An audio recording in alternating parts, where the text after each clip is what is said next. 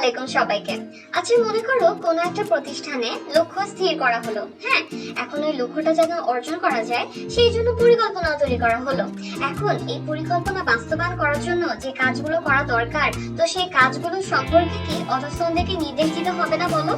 এবং সেই সাথে নির্দেশ দিলেই কিন্তু হয়ে যায় না, তাদের কাছ থেকে কাজটা আদায় করাও কিন্তু জরুরি, তাই না বলো? যাতে করে পরিকল্পনা বাস্তবায়ন করা যায় এবং লক্ষ্য অর্জন করা যায়।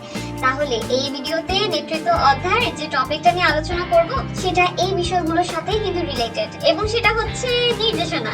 তাহলে স্পেসিফিক্যালি এই ভিডিওতে আমরা জানবো নির্দেশনা কাকে বলে সেই সম্পর্কে, এবং এই যে নির্দেশনা পড়ছি নিশ্চয়ই এর কোনো গুরুত্ব আছে তাই বলেই পড়ছি, তো কি সেই গুরুত্বগুলো সেটা আমরা জানবো। তাহলে চলো পড়াশোনা শুরু করা যাক। তাহলে নির্দেশনা কাকে বলে? এখন দেখো, ব্যবস্থাপনা প্রক্রিয়ার যে কাজগুলো আছে, যেমন পরিকল্পনা করা, সংগঠন, এরপর কর্মী সংস্থান, এগুলো না মূলত প্রস্তুতিমূলক কাজ। হ্যাঁ, তো এই প্রস্তুতির পরে অর্থাৎ যখন হচ্ছে আমার ঠিক করা হয়ে গেল যে কি কি কাজ করতে হবে, যখন কাজ ভাগ করা হয়ে গেল, যখন কর্মী সংগ্রহ করা হয়ে গেল, কর্মী নিয়োগ করা হয়ে গেল, এরপরে কিন্তু পরিকল্পনাটা যাতে বাস্তবায়ন করা যায় সেই জন্য কিন্তু যারা অধস্তন আছে তাদেরকে প্রয়োজনীয় নির্দেশ দরকার পড়ে। এবং শুধুমাত্র নির্দেশ দিলেই চলে না, নির্দেশের বাস্তবায়নও যাতে হয় সেই জন্য কিন্তু কাজগুলো তত্ত্বাবধান করতে হয়। যদি অধস্তনরা কোনো ভুল করে সেটাকে ঠিক করে দিতে হয়, দরকার পড়লে তাদেরকে উপদেশ দেওয়া দরকার পড়ে, পরামর্শ প্রদান করা দরকার পড়ে যে কাজটা কিভাবে ভালোভাবে হতে পারে, বা যেই কাজটা সে ঠিক মতো করতে পারছে না সেই প্রবলেমটা কিভাবে সলভ হতে পারে, তাই না? আর যদি কোনো কর্মী ফাঁকিবাজি করতে চায় তখন তাকে দরকারি হুমকিও বা ভীতিও কিন্তু দেখানো দরকার পড়ে, তাই না? অর্থাৎ কি দেখতে পাচ্ছি আমরা, একদম শুরু থেকে শেষ পর্যন্ত কিন্তু অধস্তনদের কাছ থেকে যেন কাজ আদায় করা যায় সেই বিষয়ে কিন্তু বিভিন্ন পদক্ষেপ নিতে হয়। এবং এই বিষয়টার সাথেই নির্দেশনা, এই বিষয়টা হচ্ছে কানেক্টেড। অর্থাৎ নির্দেশনা বলতে বোঝায় অধস্তনদেরকে আদেশ দান করা, তাদেরকে উপদেশ এবং পরামর্শ প্রদান করা, একটু আগে যেরকম বললাম তাদের কাজগুলো হচ্ছে তত্ত্বাবধান করা, মনিটর করা যে কাজগুলো ঠিকভাবে হচ্ছে কিনা, তারা কাজ করছে কিনা, এবং এগুলো ফলো আপের মধ্যে রাখা, এটাই হচ্ছে নির্দেশনা।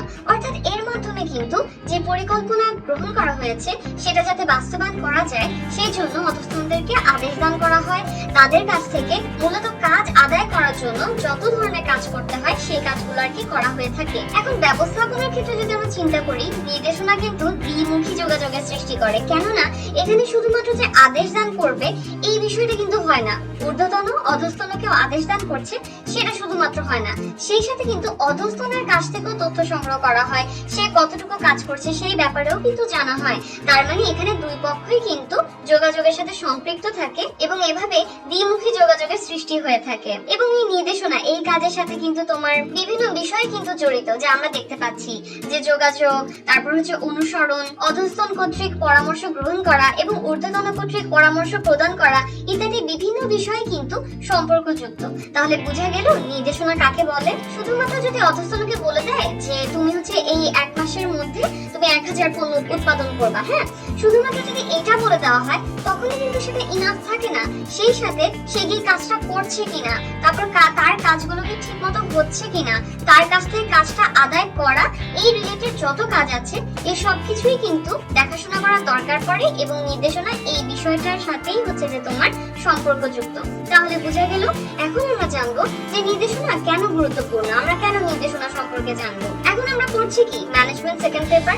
এখন ব্যবস্থাপনার দিক থেকে যদি চিন্তা করো তাহলে ব্যবস্থাপনা মানেই কিন্তু অন্যকে দিয়ে কাজ করানোর কৌশল। তো এই ক্ষেত্রে তো অবশ্যই কর্মীদেরকে বলতে হবে, যদি কর্মীদেরকে নিয়ে কাজ করিয়ে নিতে হয় তখন অবশ্যই তো কর্মীদেরকে জানানো দরকার যে কি কাজ করতে হবে, তারপর হচ্ছে ঠিক মতো এই কাজগুলো অধস্তনরা করতে পারছে কিনা বা কর্মীরা করতে পারছে কিনা, এই জিনিসটা তো অবশ্যই দেখতেই হবে। তো এই কাজটা করার ক্ষেত্রে কিন্তু নির্দেশনা খুব হেল্প করে থাকে।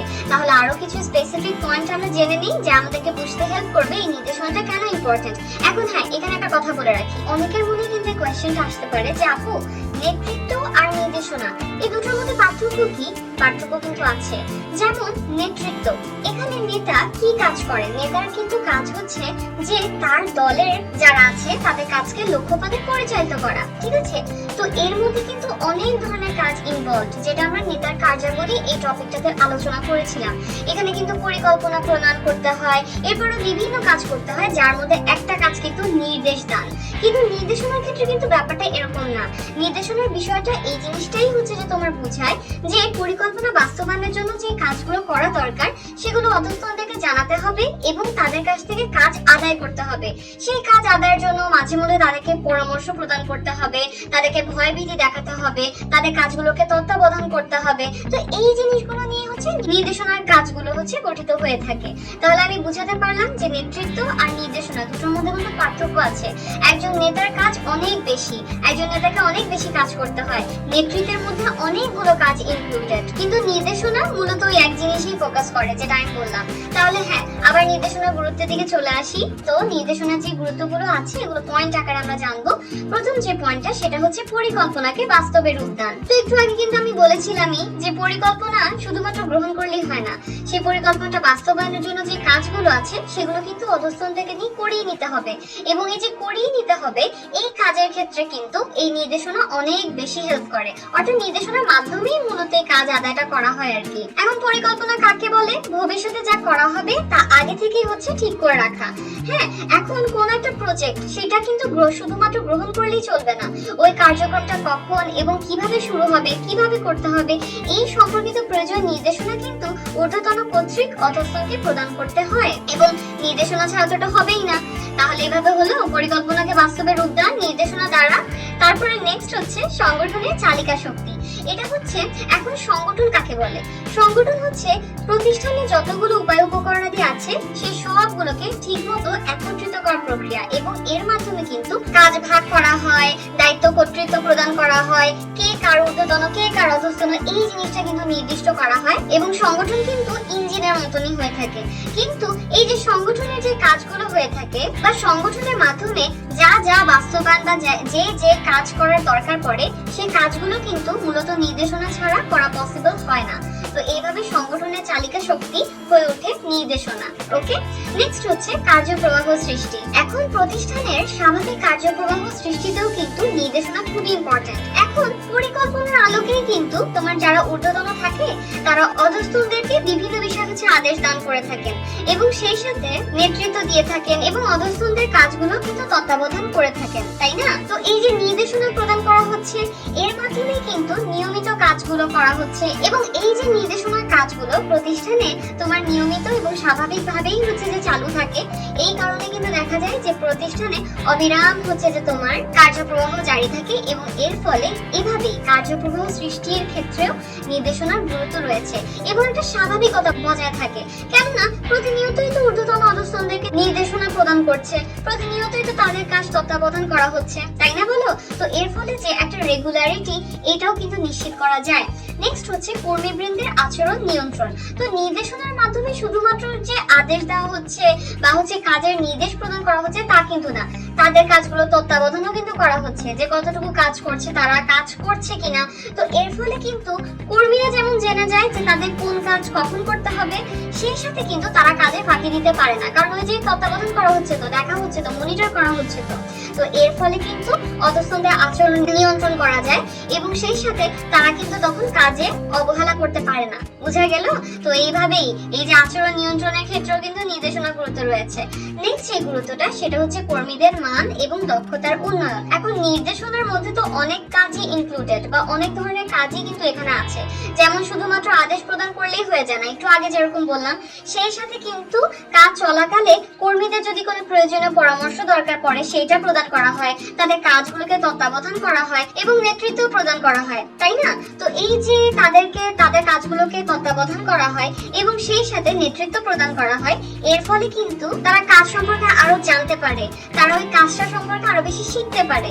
এর ফলে কিন্তু তাদের মানও বৃদ্ধি পায় এবং তাদের স্কিলসও বাড়ে, তাদের দক্ষতাও বাড়ে। যদি আমার কাজটাকে কেউ একদম ডিরেক্টলি দেখে বা হচ্ছে ওই বিষয়ে আমাকে পরামর্শ প্রদান করে যে না এই কাজটা এভাবে করলে আরো ভালোভাবে করা যায়, তাহলে আমার দক্ষতা আরো বেড়ে যাবে না, আমি আরো জানতে পারবো না কাজটার ব্যাপারে। তো এটা তো আলটিমেটলি আমার স্কিলসই বাড়াবে, তাই না? তো এইভাবে হচ্ছে নির্দেশনার এটাও একটা গুরুত্ব। আর লাস্ট যে গুরুত্বটা পড়বো সেটা হচ্ছে গতিশীল নেতৃত্ব সৃষ্টি। তো এই পয়েন্টটা কি বোঝায়? এটা হচ্ছে একজন ঊর্ধ্বতন তার অধস্তনকে কতটা যোগ্যতার সাথে হচ্ছে যে তোমার চালনা করতে পারছে বা একজন ঊর্ধ্বতন নেতৃত্বের ক্ষেত্রে কতটা যোগ্যতা সম্পন্ন, এটা কিন্তু নির্দেশনা দান প্রক্রিয়ার মাধ্যমেই ধরা পড়ে। আর আর যেহেতু এটা একটা অবিরাম প্রক্রিয়া, প্রতিনিয়তই হচ্ছে নির্দেশনার কাজটা হতেই থাকে প্রতিষ্ঠানে, তো এই জন্য কিন্তু ঊর্ধ্বতনকে সবসময় তৎপর থাকতে হয় যোগ্য নেতৃত্ব দানের ক্ষেত্রে। হ্যাঁ, কারণ সে যদি ঠিকমতো লিড দিতে না পারে বা হচ্ছে সে যদি ঠিকমতো চালনা না করতে পারে অধস্তনদেরকে, তখন কিন্তু আলটিমেটলি কাজগুলো ঠিকভাবে করা যাবে না। এই জন্য তাকে সবসময় তৎপর থাকতে হয়, সতর্ক থাকতে হয়। তো আলটিমেটলি এইভাবে তোমার যোগ্য এবং গতিশীল নেতৃত্বও কিন্তু সৃষ্টি হয়ে থাকে এই নির্দেশনার মাধ্যমে। তাহলে বোঝা গেল যে কতগুলো গুরুত্ব রয়েছে নির্দেশনার। হ্যাঁ, তাহলে এই জিনিসটা কিন্তু আমাদেরকে বুঝতে হবে যে নির্দেশনা এটা কিন্তু ব্যবস্থাপনার সাধারণ কোনো কাজ না, বরং এটা এমন একটা কাজ যেটা ব্যবস্থাপনার চালিকা শক্তি হিসেবেই কিন্তু প্রমাণিত এবং চালিকা শক্তি হিসেবেই কিন্তু গণ্য করা হয়। কারণ ব্যবস্থাপনার যে কাজগুলো আছে সেই কাজগুলো ঠিক মতো করার ক্ষেত্রে কিন্তু নির্দেশনার গুরুত্ব অপরিসীম। এবং আমি অনেক আয়োজন করে কোনো একটা কাজ করলাম কিন্তু সেই কাজে ব্যর্থ হলাম, তো এই আয়োজনে যেমন কোনোই মূল্য নেই, তেমনি নির্দেশনা ছাড়াও আসলে ব্যবস্থাপনার বাকি কাজগুলো যেমন পরিকল্পনা, সংগঠন, কর্মী সংস্থান, এই কাজগুলোরও মূলত কোনোই মূল্য নেই। তো এই জন্য নির্দেশনা কিন্তু অনেক বেশি ইম্পর্টেন্ট, ঠিক আছে? এবং এই কারণে মার্শাল ই ডিমক নির্দেশনাকে বলেছেন প্রশাসনের হৃৎপিণ্ড। তাহলে আশা করি নির্দেশনা সম্পর্কে তোমাদেরকে বিস্তারিত একটা ধারণা আমি দিতে পেরেছি। এখন একটা কোয়েশ্চেন করি যেটার আনসার এই মাত্রই আমি বলেছি, দেখি কারা কারা এটা ঠিক আনসার গেস করতে পারে। মার্শাল ই ডিমক নির্দেশনাকে প্রশাসনের কি বলে অভিহিত করেছেন? একটু আগে বলেছি, হৃৎপিণ্ড নাকি মস্তিষ্ক। তো তোমাদের যদি মনে হয়ে থাকে এটা একটু আগেই যেহেতু বলেছে, অনেকেরই এটা পেরে যাওয়ার কথা, তো যাদের মনে হচ্ছে হৃৎপিণ্ড তাদের আনসারটা একদম কারেক্ট। তাহলে এই ছিল আমাদের এই ভিডিওতে নেতৃত্বের নির্দেশনা এই টপিকটা সম্পর্কিত আলোচনা। আশা করি আমি তোমাদেরকে বোঝাতে পেরেছি। ধন্যবাদ সবাইকে।